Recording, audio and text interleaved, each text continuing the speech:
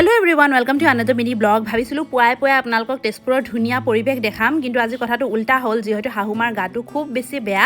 কিয় বেয়া ধৰিব পৰা নাছিলো। তেখেতে বমি কৰিছিলে।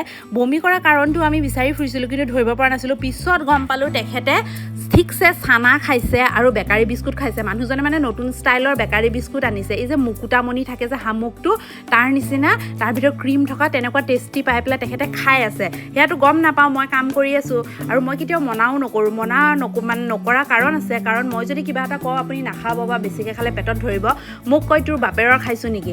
সেইবোৰ কথাৰ কাৰণে মই তেখেতক একো কথাতে মনা নকৰোঁ আৰু এতিয়া নিজে শাস্তি পাইছে। কি ক'ম, মাৰ মানে বয়স হৈ গৈছে যদিও মানে মুখত অবাইচ মাতখিনি মাতে আৰু বাল কেলা চুটমাৰণি এইবিলাক মানে থাকেই। চ' সেইবিলাক শুনিবলৈও ভাল নালাগে। আৰু ওচৰ চুবুৰীয়া যদি শুনে সদায় বোৱাৰীকে দুখে, মানুহেতো নাজানে যে মানে আচল কথা কি। আৰু সেইকাৰণে মায়ে মোক সদায় কয় যে চকু মুদি থাকিবি, যোনে যি কয় শাহুমাই যি কয় তই শুনি থাকিবি, তই গুৰুত্ব নিদিবি। সেইকাৰণে ময়ো কেতিয়াও গুৰুত্ব নিদিওঁ। এনিৱেজ ৰাতিলৈ কিন্তু হস্পিটেললৈ লৈ গৈছিলোঁ, লৈ গৈ পেলাই চালাইন এটা দিয়াই আনিলোঁ, যিহেতু দুৰ্বল হৈ গৈছে, একো খোৱা নাছিলে। আৰু এয়া ৰাতিপুৱাৰ দৃশ্য। হস্পিটেলৰ পৰা আহি পাই মই টুকটাক কাম কৰিবলৈ আৰম্ভ কৰিছোঁ, বজাৰ যাবলৈ স্পেচিয়েলি, যিহেতু মোৰ লগৰ ল'ৰাই ফোন কৰিছে, সি হেনো নতুনকৈ বিয়া হোৱা কইনাজনীক আমাৰ ঘৰলৈ ফুৰাবলৈ আনিব। আপোনালোকৰ লগত মই সেই বিয়াৰ ভিডিঅ' শ্বেয়াৰ কৰিছোঁ, আপোনালোকে নাই চোৱা যদি গৈ চাই ল'বগৈ। মানুহজনে গালি দিছে, তুমি কিয় মানা কৰা নাই, যিহেতু গোটেই ৰাতি মোৰ টোপনি ক্ষতি, মই হস্পিটেলত আছিলোঁ। কিন্তু মই মানুহক না ক'ব নোৱাৰোঁ, যিহেতু ভাত এসাঁজৰ কাৰণে। মই নিজৰ কাৰণে হ'লেও ভাত এসাঁজ বনামেই, সুদাই হওক আলু পিটিকাই হওক বনামতো। তাতে মাংস অকণ আনি যদি লগৰ ল'ৰাটোৱে ভাত খাম বুলি কৈছে, বনাই দিওঁ, একো ডাঙৰ কথা নহয় বুলিয়ে ভাবোঁ। কিন্তু মানুহজনে এইবোৰ কথা লৈ পেলাই মোক গালি পাৰে, মানে মই দেহাটোৰ নিজৰ চিন্তা নকৰোঁ। সেইটোৱে আৰু কি কৰিবা, উপায় নাই, যাৰ যি স্বভাৱ। মই মানুহক খুৱাই ভাল পাওঁ, মোক কোনোবাই খুৱাই নোখোৱাই মই নাজানো, কিন্তু মই মানুহক বনাই খুৱাই বহুত বেছি ভাল পাওঁ। আৰু সেয়া আহিব, আপোনালোককো কৈছোঁ, কেতিয়াবা যদি চাহ চিনাকি ভৱিষ্যতে হৈ থাকে আহিব আমাৰ ঘৰলৈ। আৰু মই মানে অতিথি শুশ্ৰূষা কৰি মই বহুত বেছি ভাল পাওঁ। আৰু এই স্বভাৱটো আমাৰ আইতাৰ আছিলে, আইতা মামীহঁতে বহুত ভাল পায় অতিথি শুশ্ৰূষা কৰি। এনিৱেজ বজাৰ আহি পালোহি আৰু এইফালে আলু পিঁয়াজ লৈ লৈছোঁ, কিছুমান পাচলিও ল'ব লগা আছিল, মাছ মাংস অকণো লৈ যাওঁ। আৰু সেইবুলি আহিলোঁ, চালাডৰ কাৰণে বিট চিটো ল'লোঁ ধেৰ। আৰু এটা কথা যে, যদি মোৰ ভিডিঅ'জবোৰ ভাল লাগে প্লিজ মোৰ চেনেলটো ছাবস্ক্ৰাইব কৰি দিব। নতুনকৈ ভিডিঅ' বনাবলৈ লৈছোঁ আৰু ভালকৈ নাজানো, তথাপিও যেন তেন চেষ্টা কৰিছোঁ। চ' এয়া হৈছে আমাৰ তেজপুৰৰ মিছন চাৰিআলি বজাৰ। প্ৰত্যেক মঙলবাৰ আৰু শুকুৰবাৰে বহে। আমি প্ৰায় ইয়াৰ পৰাই বজাৰ কৰোঁ, যি হয়তো টাউনৰ বজাৰৰ তুলনাত ইয়াত অকণ দামটোও সস্তা আৰু নানা ধৰণৰ লোকেল বস্তু পোৱা যায়। আৰু মই মোৰ হাজবেণ্ডক কেতিয়াও বজাৰ কৰিবলৈ নিদিওঁ, যি হয়তো তেখেতে ঐ পিঁয়াজ 1 কেজি দেচোন বুলি ক'ব, বুঢ়া দিয়ক, গেলা পিঁয়াজ দিয়ক, ডাঙৰ পিঁয়াজ দিয়ক, যি দিয়ক উঠাই লৈ গুচি আহিব। যে বোলে মই চাই চিতি বজাৰ কৰোঁ সেইটো নাই, মই আহিলে সদায় নিজে চাই চিতি বজাৰ কৰোঁ, ভালখিনি লওঁ। আৰু তেখেতে যিমান বুঢ়া ঠেৰা যিখিনি আছে সেইবোৰ ঘৰলৈ লৈ আহে। এতিয়া 2টা বাজিছে, মই পাকঘৰত সোমালোৱে।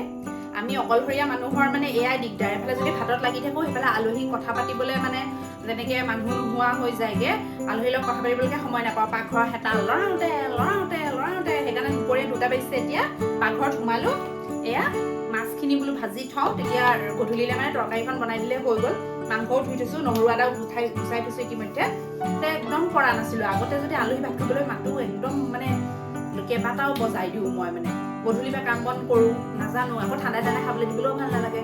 এতিয়া মানে প্ৰি প্লেনবিলাক শিকিছোঁ, মানে আগতে প্ৰিপাৰেশ্যন কৰি থওঁ, কৰি থৈ পেলাই পিছত মানে গৰম তৰকাৰীখন বনাই দিওঁ, তেনেকুৱা আৰু। এতিয়া আপোনালোকে কৰে নে নকৰে জনাব।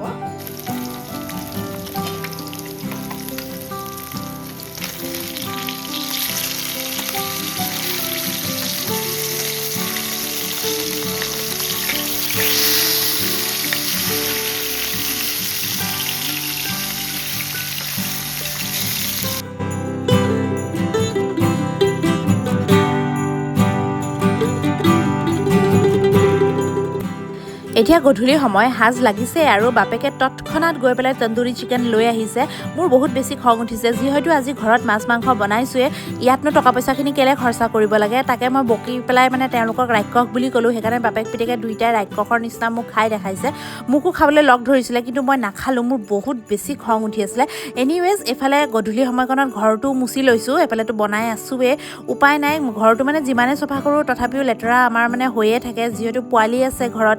তাৰ উপৰিও মোৰ মানুহজন আৰু মোৰ মানে মানুহজনৰ মাক বাপেকৰ এটা স্বভাৱ আছে নাজানো কিয় ঘৰৰ ভিতৰত কিন্তু চেণ্ডেল তেওঁলোকে অনবৰত পিন্ধে যিটো চেণ্ডেল বাহিৰলৈ লৈ যায় সেইটো চেণ্ডেল ভিতৰলৈ আনে এই স্বভাৱটো মই কেতিয়াও আজি 10 বছৰ হ'ল সলাব নোৱাৰিলোঁ সেইকাৰণে মানে ঘৰ মুচিছোঁ তাৰ উপৰিও কুকুৰ আছেই আমাৰ ঘৰত আৰু যিহেতু নতুন ঘৰ বনাই আছোঁ ইটা বালি চিমেণ্ট পাথৰ সেইবিলাক পৰিয়ে থাকে চোতালত সেইকাৰণে বহুত বেছি লেতেৰা হয় ঘৰ দুৱাৰ আৰু ন-কইনা আহিব বন্ধুৱে বাৰু দেখক যি নাই কথা নাই কিন্তু ন-কইনা আহিলে এনেকৈ থাকিলে ভাল নালাগে নহয় ঘৰ দুৱাৰ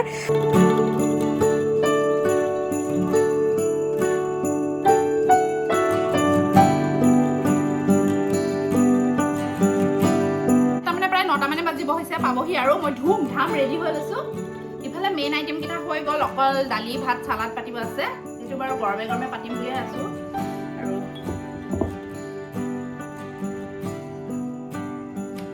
ন-কইনা আহি আছে এতিয়া আমি আকৌ গেলা হৈ থাকিব নোৱাৰো নহয়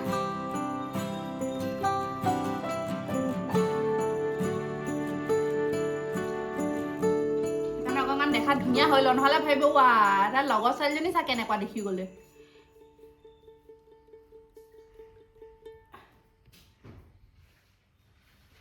গাজ দিয়া চিকেন বনালো ফ্ৰাইড চিকেন এতিয়া জুইত গাজ দিয়া চিকেন বনাই আছো চিকেন ফ্ৰাই আৰু মাছৰ পেটু ভাজি গেছতে বহাই থৈছো ভাজি ইমান দিছে